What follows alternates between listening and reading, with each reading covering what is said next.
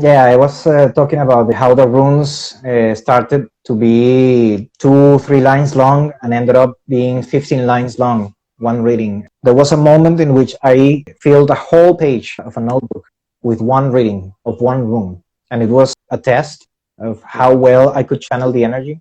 I'm doing simpler messages now. I'm doing much shorter messages. But the messages, they could keep coming if I kept connected with the runes. That's why they are in a bag. That's why they don't just line around, because they are always transmitting Things this out all information. over the place. Yeah, yeah. They vibrate with this information. If you see them, you receive the information as well, whether you want it or not. That's when they can create imbalance. And sometimes I realized that I was repeating myself because the room was repeating itself. Like, yeah, this is important, this is important, this is important. Say it again, say it again, say it again. One of the most beautiful signs that you're evolving is that everything gets simpler. And we are back full circle to the start of this conversation, like simplicity, because When the mic went out. yeah, and it's a very tough thing to learn this simplicity, and that's why people don't like to accept truths like, for example, tyrants are people, or these things are difficult, or I'm not as good a person as I think I am, and stuff like that, because essentially that's simple. It's common sense. If you're everything, how can you not be these things? How can you not be capable of these things as well? At some point, we were discussing shadow work as a possibility for a life someday. And maybe I can touch on that a bit right now, because in a way, when you do shadow work, when you explore the darkness, when you explore the part of yourself that you are not necessarily aware of or don't like, you are actually allowing yourself more possibilities, because these are things that you haven't even explored. You don't know what's in.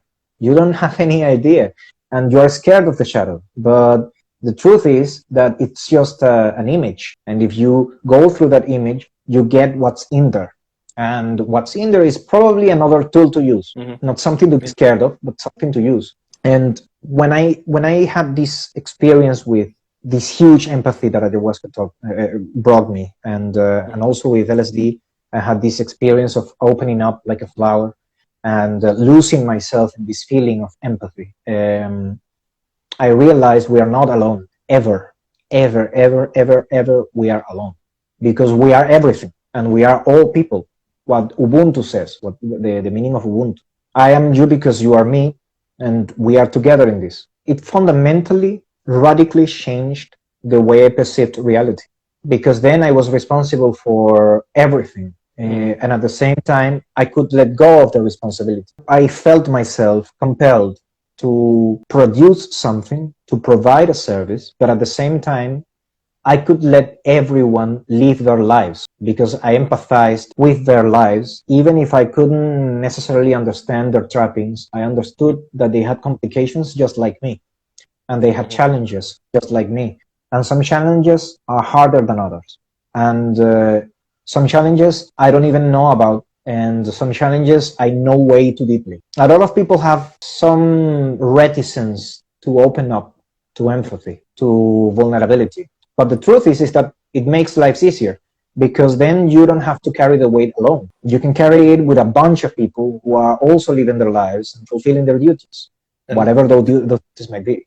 There's just way less drama when you get rid of the kind of judgment too. I used to judge all kinds of people for all kinds of things, and it was so heavy.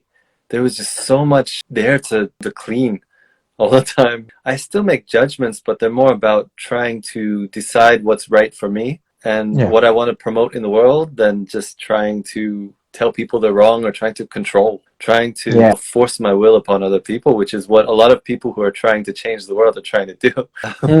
And that's who I was for a long time, trying to change the world for the better. You know, after I went through my hateful kind of destructive phase, I tried to change the world for the better by forcing other people to think the way that I did.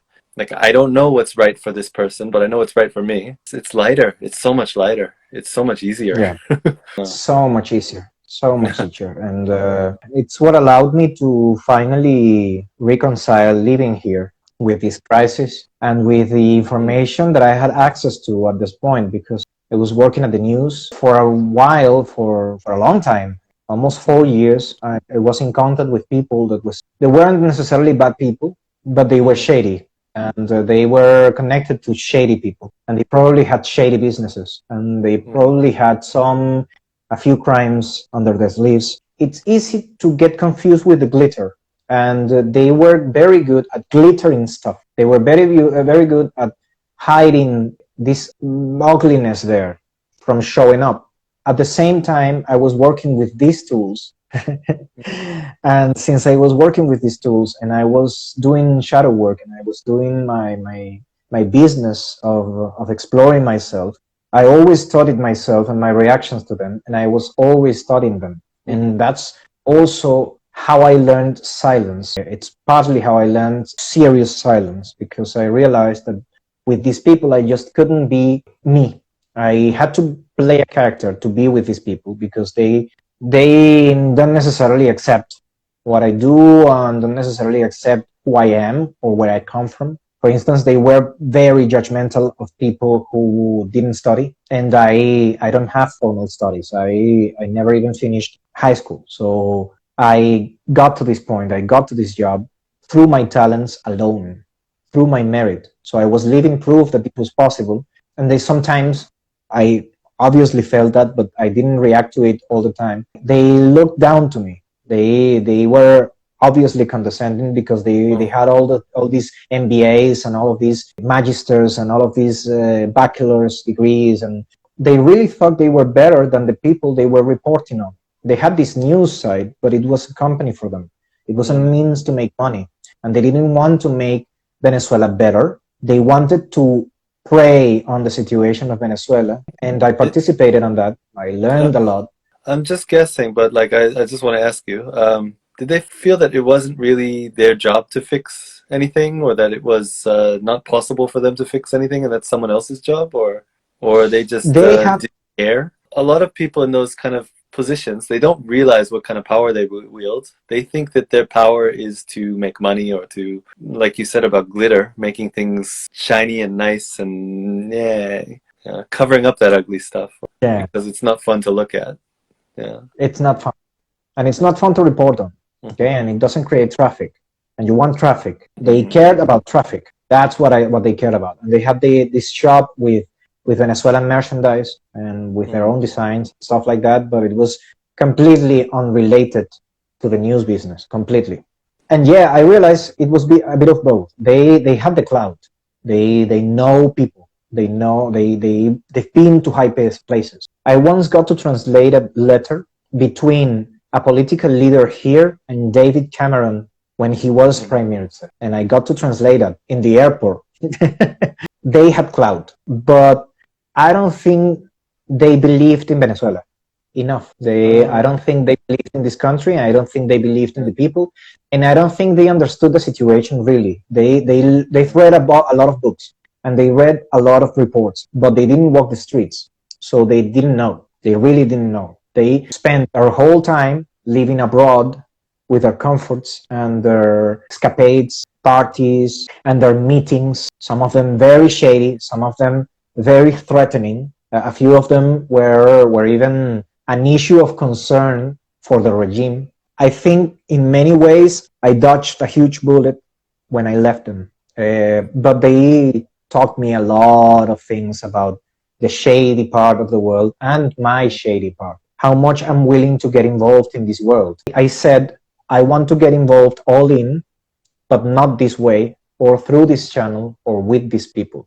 They didn't see me as an equal. They saw me as something that they could use and throw away, and I was aware of that. It kind of angered me, and I had to deal with that anger, but I realized I wasn't angry at them. I was angry at the situation that allowed these people to reach this kind of influence upon others, because these people, they understood the Venezuelan situation in numbers, and still they failed to pay me many times on time. They always paid me, but they sometimes they left me dry, to hang dry. Because you weren't part of their class. No, and they thought they were doing me a service. They weren't doing me a favor by allowing me into their inner circles and stuff. Charity to let you Uh, there, let you yeah, be yeah, there. yeah. Because I'm just a poor guy in Venezuela. I didn't know anything, and also I understood how flattery works and how effective it can be when you care about your image. But I didn't give a fuck, and they noticed. And when they noticed, they also started to change their attitude. I guess they realized that I was made different and I had different experiences and they didn't care to listen to me. Why are we having this guy around? There's no reason for him to be around. You know what? I agreed with them. Oh, they wanted you to appreciate their kind of charity to you, to try and invite you into their exclusive circle, and you were like, "You guys are shady as fuck, and I don't want any of this." And, Not at all, at all, at all. And it wasn't only that. This work with these tools and these practices allows you to investigate deeper with every experience. Every experience has a lot more depth. And it's a paradox because it's supposed to be simple, but it's also complex. A lot of layers of depth. In every breathing moment, in every waking hour, there's layers and layers. When I faced this situation with these people, I kind of relived all these experiences that I had with other employers and with other jobs, and how I was also kind of looked down upon many times, and how that made me feel as well. Because I used to blame myself a lot about my anger when I was younger, how angry I was all the time, and how I lashed out to people, and then I realized I just felt extremely frustrated, man, because just like you, I said, all of these things are obvious to me. How come these people who are supposedly better prepared and older and more experienced can't notice them? And I am the one who gets to clean the shit. Why is it so? And it's not happening only to me, because that's another thing that I learned with this experience of empathy. It's happening to a lot of people. They are going through the exact same situation with people who humiliate them, who mistreat them, who belittle them, who bully them. And yeah, they may not be aware of the damage that they are making, but they are making the damage all the same, and they have to be held accountable for that. And we also have to be held accountable for allowing these people authority upon our lives, because that's not going to change. The situation won't change, and we have seen it all over the world. A bunch of people doing exactly what they always wanted, making a mess. We can't afford that anymore if we are to survive, because it's a matter of existential threat now. These people are existential threats, and they are humans. They are not a monster. They are not aliens. They are not Tulu. They are humans. I think we fix it by identifying that within ourselves, right? Yeah. Instead of just trying to attack and fight, we have to find it inside of ourselves in order to heal it. Pretty much identify that we have been doing that unconsciously for who knows how long.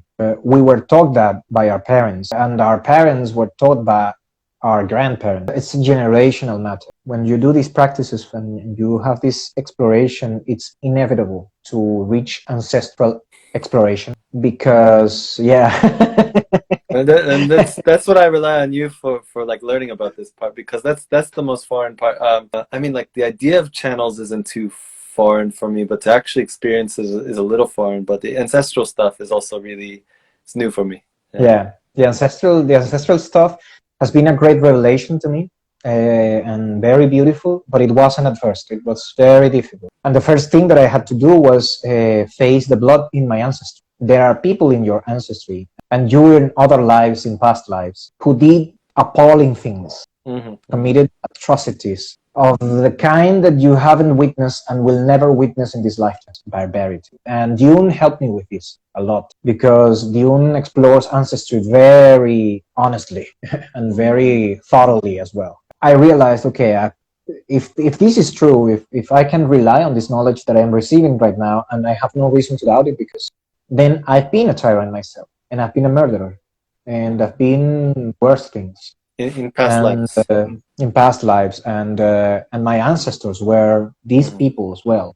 They committed crimes. They were bullies. They were terrible people as well. But how responsible do we have to feel for what our ancestors do, though? because I never felt responsibility for my ancestors. It's a tricky thing, okay, because there is a temptation to conflate responsibility with guilt, okay?